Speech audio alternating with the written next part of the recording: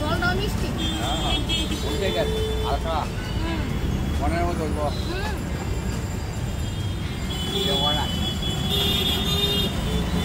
সবাই যেন আপনার দোকানে আগে এদিকে আপনার দোকানটা খুব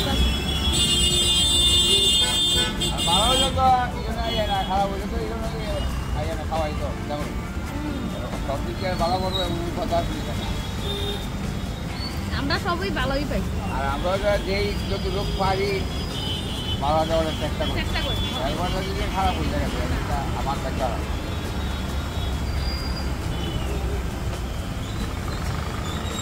আসলে